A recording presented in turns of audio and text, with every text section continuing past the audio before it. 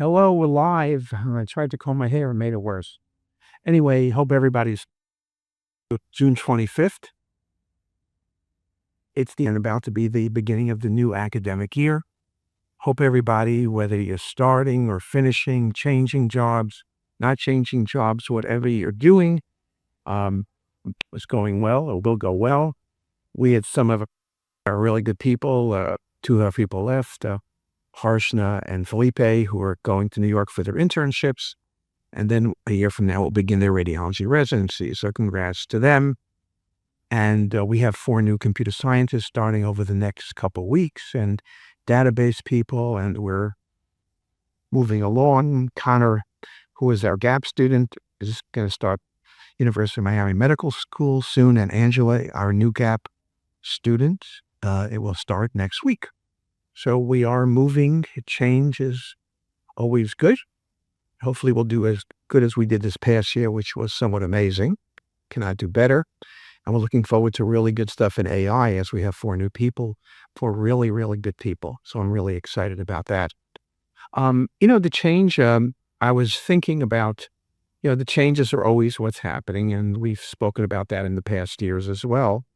One of the interesting things someone mentioned to me is, we say, when is AI going to impact radiology? It's starting in many places. Some places more than others. But if you are starting your internship and going to begin your radiology residency in a year or going into your radiology residency now, it's really about 5 years or 6 years till you're in practice, be it private practice or academic. But, AI surely will play a major, major role. We're talking now about the uptake being slow. Some institutions are slower than others. Some are faster than others, which I applaud them. People talk about the cost, but AI is the way it's going to be.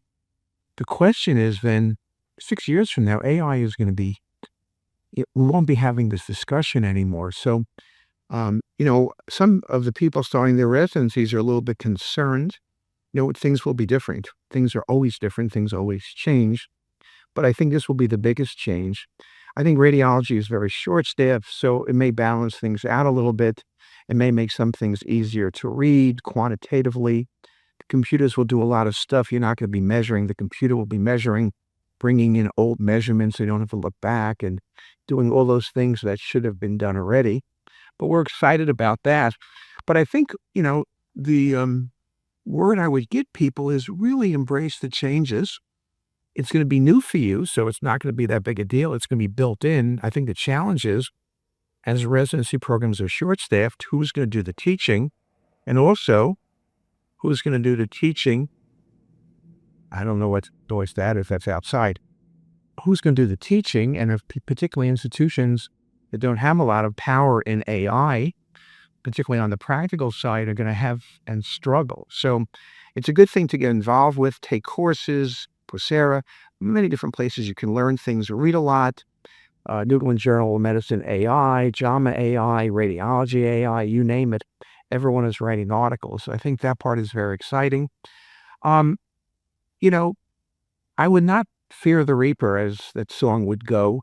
But, again, it's going to be the new normal. I think that's what happens. The new normal always changes. Remember, we had film, then we had PACS. Things changed. We had these alternators. We had people hanging and taking the films down. You've had film envelopes. You'd lose it. You had one copy. All of those things disappeared as you went to PACS.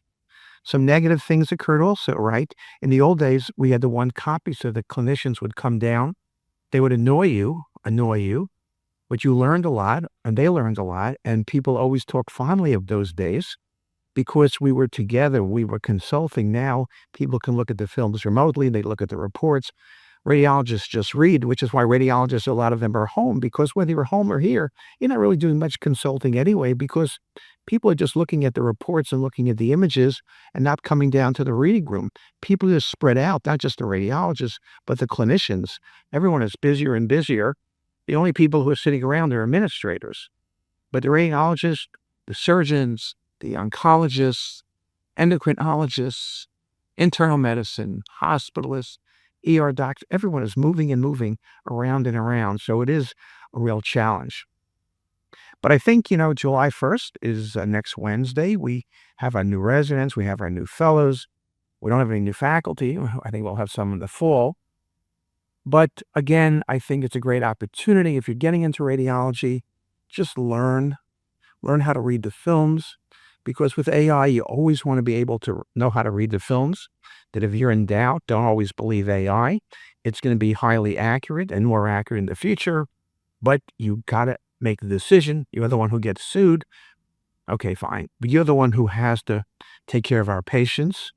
And so the ability to learn is never going to be better.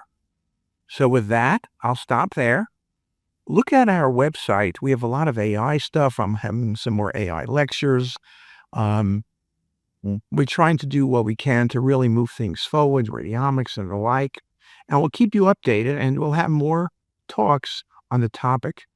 And with that, I hope everybody's going to have a great day and a great week and a great new academic year. See you soon.